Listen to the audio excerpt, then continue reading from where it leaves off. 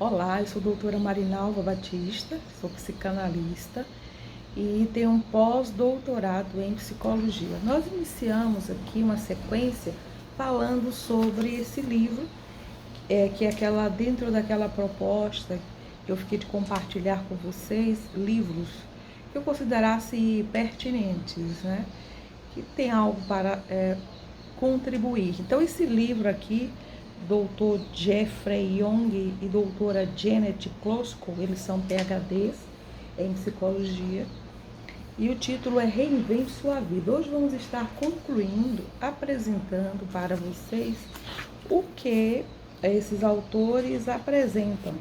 O livro fala sobre esquemas, o livro afirma que decisões que tomamos que às vezes nos causam dor, frustração, medo, dentre outros sentimentos negativos, muitas vezes estão associados aos esquemas. E eles dizem que o que são esquemas?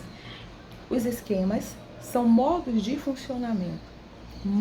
funcionamentos que adquirimos na infância, frutos de relações com adultos, pais ou pessoas que conviveram conosco, ou às vezes até com os iguais, os colegas. Então, os esquemas são formas que temos para responder a determinadas demandas. Só que o autor diz o seguinte: isso acontece, apesar de usarmos o cognitivo, de forma inesperada e sem que reconheçamos. Então, a proposta desses autores é que, de posse do conhecimento de como você funciona, quais são os esquemas que estão em ação quando você tem um relacionamento abusivo, seja com uma chefia ou com um ente amado, e você não consegue barrar, não consegue colocar o limite, ou quando você está repetindo um padrão de comportamento que leva você a sofrer fisicamente e emocionalmente. Por exemplo, você faz aderência a determinadas escolhas que você sabe que não atendem à sua necessidade, mas ainda assim você investe. Você investe num curso que você não sabe se é realmente esse mesmo curso que você quer. Você investe numa relação amorosa que você não sente que realmente preenche, atende às suas necessidades. Então, o livro, depois de explanar os 11 principais esquemas que lhe damos, ele vai dizer como você pode estar superando isso. No último vídeo anterior a esse, eu falei que, segundo os autores, os esquemas, eles são modos de funcionamento. E eu dei um exemplo meu de minha filha, e de gerações anteriores, minha avó, minha bisavó, e que para utilizar a panela, elas utilizavam um pano de prato. E eu passei a trabalhar com minha filha o uso de luva térmica. E que assim, mesmo eu conhecendo as vantagens da luva térmica e as desvantagens também, eu tenho dificuldade em usar a luva. Eu acho que limita meu movimento, faz com que eu perca um pouco o tato, a sensibilidade. Então eu dizia o seguinte, que os esquemas, eles funcionam como luvas, são formas que você encontra para responder às demandas, às situações de sua vida, mas que na verdade não são suas, né? Não fazem parte de você. Vamos aqui concluindo, né? Ele trabalha aqui na página, deixa eu ver, 438, tema, o capítulo 17. Ele fala de filosofia para a mudança, 7 pressupostos. E aí eu vou repetir, na verdade, a enumeração que ele traz. Ele diz que, em primeiro lugar, acreditamos que todos temos uma parte de nós que quer ser feliz e realizado. Então, todos nós carregamos essa ideia, esse desejo de sermos felizes e de sermos realizados.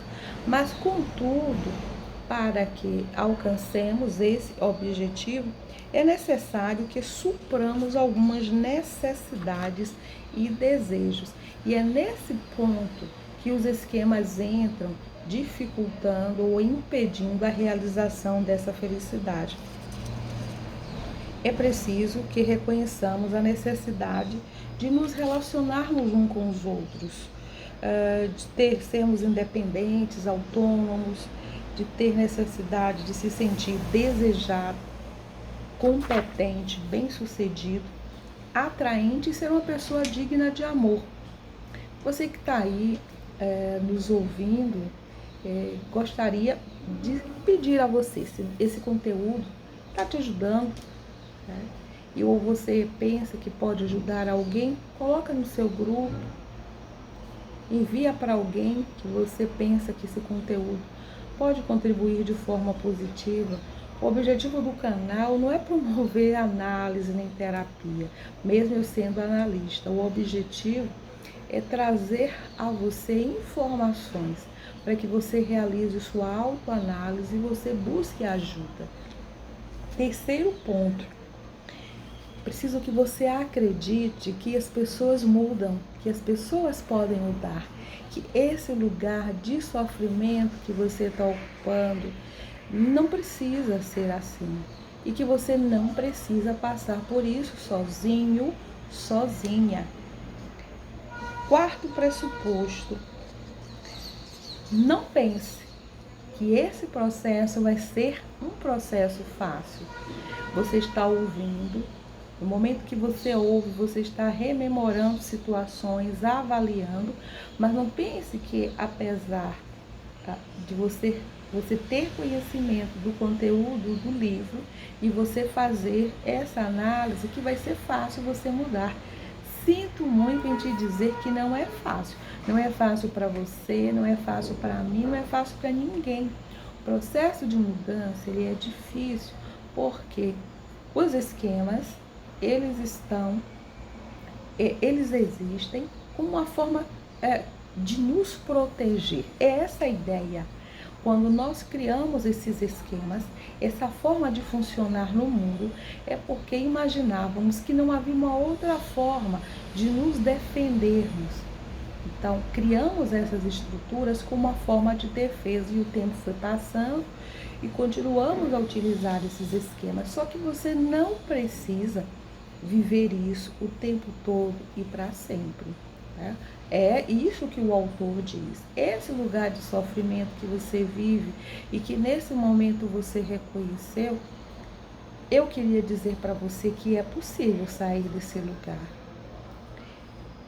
Bom, esse foi o quarto. O quinto pressuposto é difícil você buscar mudança, que foi o quarto pressuposto, e o quinto diz que por que é difícil você mudar? Porque nós temos medo da dor, né? Ninguém gosta de se sentir, de estar no lugar onde promove dor. Então é esse medo de enfrentamento que faz com que você não busque ajuda. Não busque ajuda de um analista, não busque ajuda de um profissional médico, psiquiatra. Então, é a forma como você funciona, causa dor, mas é a única forma que você sabe como lidar com isso. Talvez você pense, e eu acredito, que se mudar essa forma, a sua dor vai ser ampliada. Mas os autores aqui falam que precisamos nos comprometer com nós mesmos e encarar a dor para haver mudança. Não existe mudança sem dor, não existe mudança sem pelo menos um nível mínimo de desconforto. Mas quando criamos uma visão pessoal, quando fazemos uma análise pessoal de que é preciso mudar, de que existem coisas que podemos aperfeiçoar ou melhorar, o caminho fica mais fácil.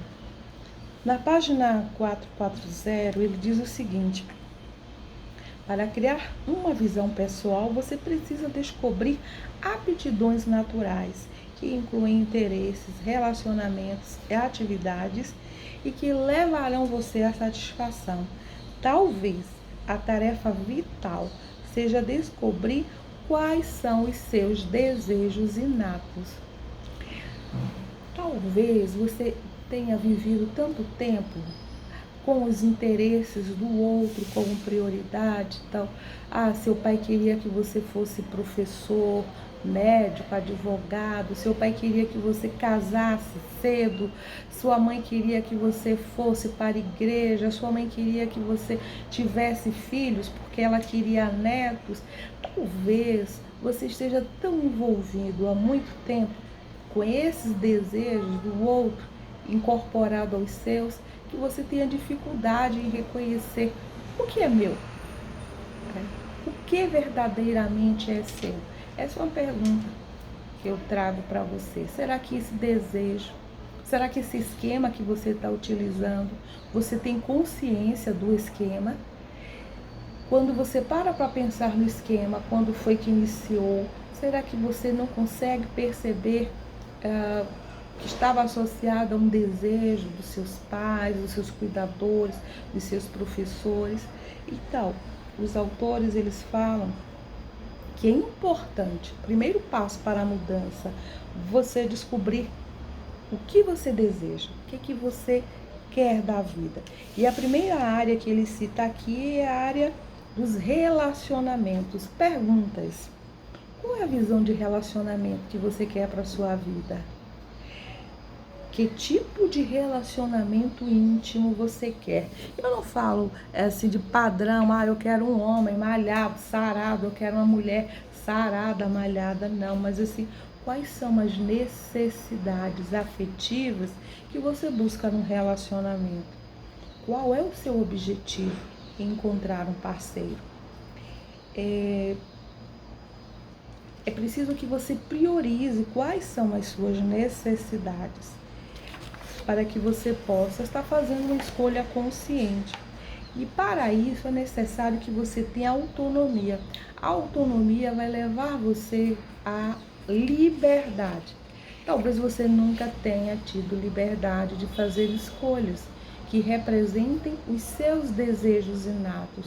Mas será que não chegou a hora? Ele traz aqui mais algumas contribuições falando que é preciso que você desenvolva a autoestima. É preciso que você se olhe no espelho, se ame, se goste. Porque se você não se amar, não se gostar primeiramente, o outro, ele vai ver aquilo que você vê em você. E mesmo que ele insistentemente tente te convencer do quão belo ou bela você é, o seu esquema vai proibir você, vai te desautorizar. Então, é preciso que você desenvolva uma autoestima no sentido de liberdade. E ele fala aqui uma outra área de crescimento: preocupação com os outros. E os grupos religiosos, as crenças religiosas, de uma maneira em geral, elas trazem essa preocupação de você não viver para si somente, mas você viver de forma que você possa contribuir satisfatoriamente com a vida do outro. Então, como você pode contribuir com o mundo? Qual tem sido o seu papel? Essa busca de não viver somente para você, mas também de fazer diferença na vida de outros. E o último tema que ele traz aqui é o seguinte: diante de tanta coisa que foi exposta aqui, né? Ele diz o seguinte: você não vai conseguir reconhecer os esquemas e criar estruturas para lidar com eles sozinho ou sozinha. É preciso que você reconheça que você precisa da ajuda de um profissional experiente para ajudar você na condução desse processo que nada mais é que é de libertação, de autonomia. E aí o autor diz assim: existem várias linhas teóricas de psicoterapia e acreditamos que os melhores terapeutas são aqueles que trabalham de uma forma integrada. É importante que você, primeiro passo, ao buscar um terapeuta, que você consiga estabelecer um laço emocional com ele, né? Alguém que você reconheça que é gentil, é preocupado com você, né? Alguém que não viva só da técnica pela técnica. Ele afirma aqui: questione aquele terapeuta que sempre concorda com você, que aquele terapeuta que faz você se sentir bem.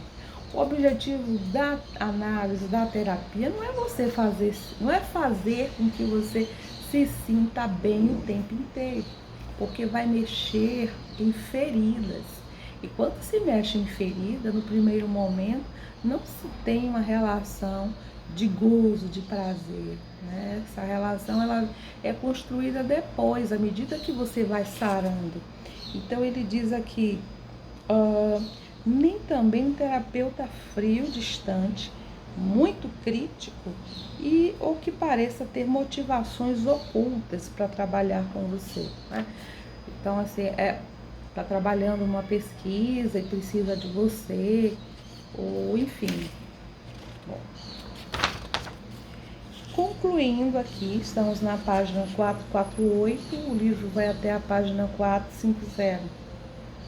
Os autores falam que você deve buscar um terapeuta.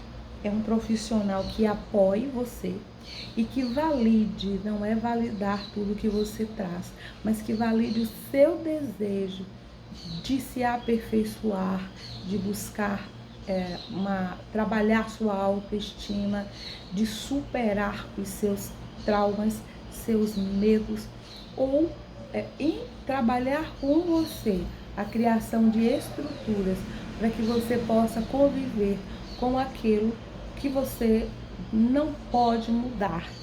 Então, ele dá aqui a sugestão para pessoas que têm dependências com álcool, com drogas.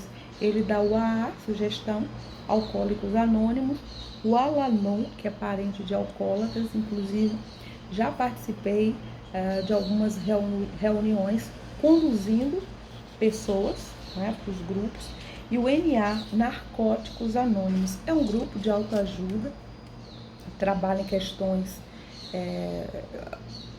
um acolhimento àquela dor que você está passando, ou que o parente está passando, e são grupos bons, né? Eu já participei de 2, de alcoólicos, e também já participei de algumas reuniões dos Narcóticos Anônimos, conduzindo pessoas para esses grupos.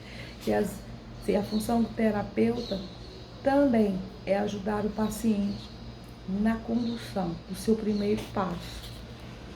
Bom, por hoje é por aqui, ficamos por aqui. Eu gostaria de agradecer você, a sua participação, deixe seus comentários aqui. Se ainda não nos segue, nos deu prazer em me seguir no YouTube Psicanalizando, DRA.Marinalva Batista, no Instagram DRA Marinalva_psicanalista. Vai ser um prazer muito grande ter você conosco, porque se quando você nos segue, se inscreve no canal, todas as vezes em que formos produzir um conteúdo, você é notificado, você é convidado a estar conosco. Curta, compartilhe, se inscreva e deixe aqui seu comentário para o próximo vídeo. Por hoje ficamos por aqui, obrigada pela companhia, até a próxima.